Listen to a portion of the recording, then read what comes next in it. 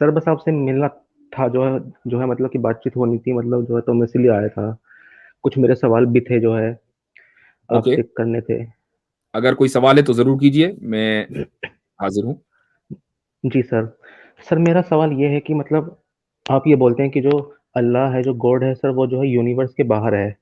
तो सर ये जो यूनिवर्स है सर, ये तो सिर्फ स्पेस ही स्पेस है। तो फिर वो जो गॉड है, वो जो खुदा है, वो स्पेस के बाहर मतलब कैसे हो सकता है? मतलब कि ये जो स्पेस है सर, ये स्पेस के बाहर बाहर मतलब कैसे कोई भी चीज हो सकती है?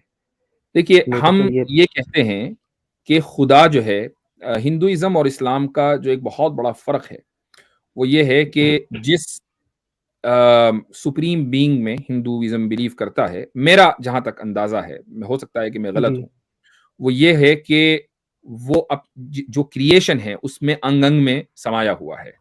ये मैं सही कह रहा हूं? जी तो जी ये एक हिंदुइज्म का अकीदा है। और मैं इसको ये मान के चल रहा हूं कि हो सकता है कि मैं गलत हूं।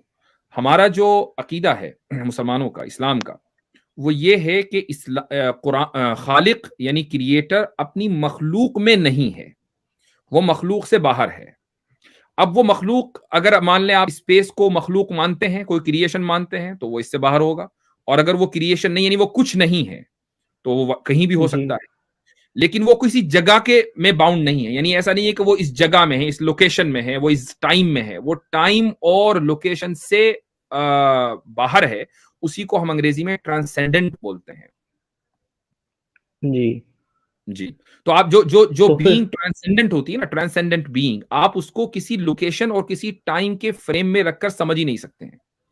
और ये भी मैं एक चीज बता दूं आपको कि हमारे पास ना वो लैंग्वेज है और न ही वो एबिलिटी है, यानी कि हम उसको उस लेवल पर जाकर समझ सकें। क्योंकि हम जिस चीज को भी तसव्वुर करते हैं, इमेजिन करते हैं, वो या तो किसी जगह पर होती है या किसी टाइम में होती है। अब किसी ऐसी चीज को जो ना जगह में हो ना टाइम में हो, उसको अपने इस अल्फाज में अदा करना भी बड़ा मुश्किल है। यही वजह है कि अल्लाह ताला ने कुरान में खुद ही कह दिया कि लोग खुदा को मुकम्मल तरीके से कह रहा हूं, मुकम्मल तरीके से जान ही नहीं सकते हैं। जी। सर ये जो मतलब कि अगर आज हम जो है मतलब कि अगर 500 या मतलब 1000 साल पहले देखें, तो मतलब कि सर कुछ भी ऐसा फोन वोन, ये टीवी वीवी, ये जो भी आजकल सब कुछ हमारे पास में है, मोटर गाड़ी हो गई सर, ये फोन हो गया, आईपॉड हो गया, मतलब ये सब कुछ था ही नहीं। तो फिर सर ये सब जो भी है, इसको बनाने वाला जो है वो इंसान है। तो फिर सर जब भी इनको बनाने वाला इंसान जो है सर, ये मतलब कि इतना एडवांस मतलब कि हो सकता है अपनी सोच के हिसाब से, तो फिर वो खुदा को सर क्यों नहीं जान सकता? देखिए, अच्छा सवाल है आपका। दो चीजें हैं, उसको जहन में रखें। अगर आप उसको, उस फर्क को जहन में रखेंगे, तो ये शुबह या ये डाउट कभी आपके जहन में नहीं आएगा। इंसान जितनी भी तरक्की कर ले, वो उसकी तरक्की यहां तक महदूद रहेगी कि वो पहले से जो अवेलेबल मटेरियल है वो उसको अलग अलग अंदाज से असेंबल करता है, रीअसेंबल करता है। और उस एक मैटर को उसमें थोड़ा सा दूसरा मैटर बनाकर उसको तीसरी चीज यानी बना देता है। अब आप देखें कि फोन है मसलन, तो उसने जो फोन बनाया है, इस इंसान ने, तो उसमें जो भी मेटल लगा है वो मेटल पहले से मौजूद है, उसको रीअसेंबल किया है, उसको मैन्युफैक्चर किया है। जी अल्लाह जी ताला का जो खल्क है, यानी उसने जो बनाया है, वो पहले से किसी मैटर को सामने रखकर नहीं बनाया है कि उसने एक मैटर को अलग से बदल दिया और उसके बाद इंसान बना दिया, बल्कि उसने मैटर को भी बनाया और उसके बाद उस मैटर से फिर बाकी जो कायनात है, जो यूनिवर्स है, उसको बनाया है। तो ये इंसान के बनाने और खुदा के बनाने में जमीन आसमान का फर्क है, बल्कि उससे भी बड़ा फर्क है। सर। तो फिर आप जो है मतलब कि क्या आप समझते हैं कि जो हम हैं इंसान, और जो खुदा है वो हमसे कितना दूर है आपके हिसाब से? वो अपने इल्म के एतबार से हमसे ज्यादा हमसे करीब है। यानी जितना कुरान ने खुद ही कहा है कि मैं तुमसे, तुम्हारी जो शहरग है, यानी जो आदमी की गर्दन में होती है, कि जिसमें जो लाइफ लाइन है इंसान की, मैं उससे भी ज्यादा करीब हूं। अपने इल्म के एतबार से वो हमसे ज्यादा जानता है। लेकिन उसकी कोई लोकेशन नहीं है कि वो यहां है। जैसे मैं ये कह दूंगा वो यहां है, तो फिर वो खुदा नहीं हो सकता, वो तो फिर कोई चीज हो गई ना। जी सर। सर ये मतलब कि ये जो वो होती हैं, जैसे कि सर दही होती है, मतलब कि घी होता है, पनीर होता है, मक्खन होता है। सर ये जो मतलब कि जो सामान होते हैं खाने पीने के सर, ये मतलब कि दूध से मिलके बनते हैं सर। ये मावा मावा हो गया, तो ये जो होते हैं सर, ये जो है मतलब दूध की ही एक अलग अलग फॉर्म्स है ना सर। ये घी, मक्खन, मावा, पनीर, घी, ये जो है दूध से ही मिलके बने हैं। तो फिर ये मतलब कि दूध से मतलब कितना दूर है, बताइए। तो ये भी तो ये सर दूध मतलब कि से एक मिलकर बने घी हैं, की, तो ये दूध से कितना दूर हैं? नहीं, दूध ने तो नहीं बनाया ना इनको, दूध तो उसका नहीं प्राइम फीचर है। अगर दूध तो उनको सर बनाता तो आप ये कह सकते थे कि भाई ये दूध तो में तो वो दूध उनमें शामिल है। लेकिन दूध तो खालिक नहीं है, दूध तो प्राइम मैटर है। तो वो प्राइम मैटर हर जगह रहेगा, वो पनीर में भी रहेगा, वो मक्खन में भी रहेगा, वो लस्सी में भी रहेगा, छाछ में भी रहेगा। तो तो फिर सर ये इंसान मतलब दूध, खुदा जो है वो हमारा प्राइम मैटर नहीं है। जी। सर ये मतलब कि ये जो सामान है सर, ये दूध से अलग थोड़ी ना है सर, ये है तो मतलब कि दूध ही ना। तो फिर हाँ, सर नहीं, वो तो फिर मैंने सर मान ये लिया, जो, आप बिल्कुल सही कह रहे हैं, वो दूध है। लेकिन क्या दूध, जी अगर सर, आप ये समझ रहे, अगर आपका जो आर्ग्यूमेंट है वो ये है कि जिस तरीके से दूध इन सारे सामानों में मौजूद है, ऐसे ही खुदा भी इन सब में मौजूद होना चाहिए, यही कहा ना आपने? नहीं सर, मैं ये बोल रहा हूँ कि मतलब कि सर जो खुदा है सर, वो हमसे अलग नहीं है सर, अगर देखा जाए तो। अगर सर हम भी जो है अगर उससे बने हैं, तो फिर सर हम भी मतलब कि उसकी ही फॉर्म है। हम उससे मतलब अलग नहीं मैं है, मतलब कि कोई फर्क नहीं राइट, है सर। मैं ये कह राइट, रहा हूँ। मैंने उसी को कहा कि आपने जो दूध की जो एग्जांपल दी है, वो एग्जांपल इसलिए गलत है कि हम दूध को, यानी आप भी, मेरी बात छोड़ दीजिए, आप जो मिसाल दे रहे हैं, आप खुद भी दूध को पनीर का बनाने वाला या मक्खन का बनाने वाला या छाछ का बनाने वाला नहीं कहते, बल्कि दूध को आप प्राइम मैटर मानते हैं कि वो जमीन है, उस जमीन के को आपने अलग अलग अंदाज में किया तो कभी एक प्रोडक्ट बन गया तो सर कभी दूसरा प्रोडक्ट बन सोर्स गया। तो वही है ना सर, सोर्स तो वही है। वो मैटर है ना। जी हाँ, बिल्कुल। हाँ, तो खुदा तो मैटर नहीं है, यानी जिसने बनाया वो मैटर नहीं है। तो इसलिए दूध में और खुदा के दरमियान जो आपने कंपैरिजन किया है, वो कंपैरिजन सही नहीं है। हाँ, खुदा अगर मैटर होता, उसने कहा कि लो भाई मैं एक मैटर हूं, आधा मेरा ले लो और उससे पूरी कायनात आ दो, तो फिर खुदा हर एक में होता। लेकिन खुदा मैटर है ही नहीं। सर ये जो गॉड है सर, अगर वैसे देखा जाए तो ये तो मतलब कि हर जगह ही तो है सर। आपके अंदर है, मेरे अंदर है, मतलब कि जो भी सर बींग्स हैं सर। मैं मेरे यहाँ पे जो है मेरे ह्यूमन बींग मेरे की बात नहीं अल्फाज कर आप रहा, मैं यहाँ पे। गौर करें कि मैंने कहा कि खुदा अपने इल्म के एतबार से हमें हमसे बेहतर जानता है और हमें हमारे से ज्यादा करीब है। वो अपने अपनी नॉलेज के एतबार से।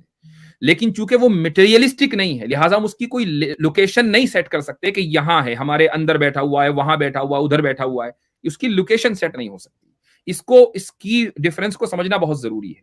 जो चीज जी नॉन सर। मटेरियलिस्टिक होती है, उसकी लोकेशन नहीं सेट होती है। और जो मटेरियलिस्टिक होती है वो खुदा नहीं हो सकती है, क्योंकि फिर वो मैटर की मोहताज है। जी सर। सर मेरा एक और सवाल ये है कि सर आप ये बोलते हैं कि मतलब कि जो दो इंसान जो होते हैं सर, उनकी जो रूह होती है सर, वो मतलब कि अलग अलग होती है सर। इसको थोड़ा सा बताइए, मतलब कैसे अलग अलग होती है। मानिए कि सर कि आप हैं और मैं हूं, तो मतलब आपकी और मेरी रूह में क्या फर्क है। एक कॉन्सेप्ट है, वो ये है, उसको हम बोलते हैं रूह आजम। रूह आजम का मतलब है the grand soul, the grand spirit. तो जी। अल्लाह ताला ने एक रूह आजम बनाई। वो कहाँ है वो हमें नहीं पता, ना उसने बताया कहीं। लेकिन बहरहाल ये कि एक रूह आजम है, वो दुनिया में नहीं है। जब इस इंसान को चाहे मुझे, आप और दुनिया में जितने भी इंसान बसते हैं, जब उनकी पैदाइश होती है तो पैदाइश से पहले माँ के पेट में वो रूह आजम में से एक चीज लेकर, उसका एक हिस्सा लेकर हर इंसान में डाली जाती है। तो इस तरीके से हर इंसान की अपनी वो एक इंडिविजुअलिस्टिक रूह भी है। और चूंकि वो एक ग्रैंड सोल से और ग्रैंड स्पिरिट से निकली है, तो आप ये भी कह सकते हैं कि सब में कॉमन फीचर्स भी हैं, कॉमन ट्रेट्स भी हैं। जी ठीक हाँ। है। जी। तो फिर सर तो फिर सर ये जो माँ और जो उसको जो बच्चा जो है सर, उसकी रूह तो मतलब सेम ही होगी ना, क्योंकि सर उसने वहीं से ली है, तो मतलब कि जो चीज वहीं से आई है, तो फिर सर वो तो नहीं, सेम ही वो माँ होगी। से नहीं ली है। वो इस्लाम का जो कॉन्सेप्ट है वो ये है कि उसने माँ से रूह नहीं ली है, रूह उस बॉडी के अंदर डाली जाती है। कौन अगर डालता है सर वो, वैसे, मतलब जी, कैसे मतलब क्या, आती है, कैसे आती है सर। हाँ, इसका भी ये भी एक नॉन मटेरियलिस्टिक, चूंकि रूह जो है वो एक नॉन मटेरियलिस्टिक चीज है, उसको आप साइंटिफिक बुनियाद पर ये नहीं कह सकते कि इसके आने का ये प्रोसेस है।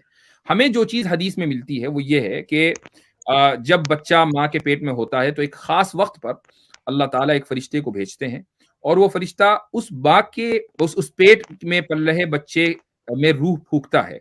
इसको बोला जाता है रूह रब्बानी। इसको डिवाइन सोल बोला जाता है, रूह रब्बानी उसको अरबी में बोलते हैं।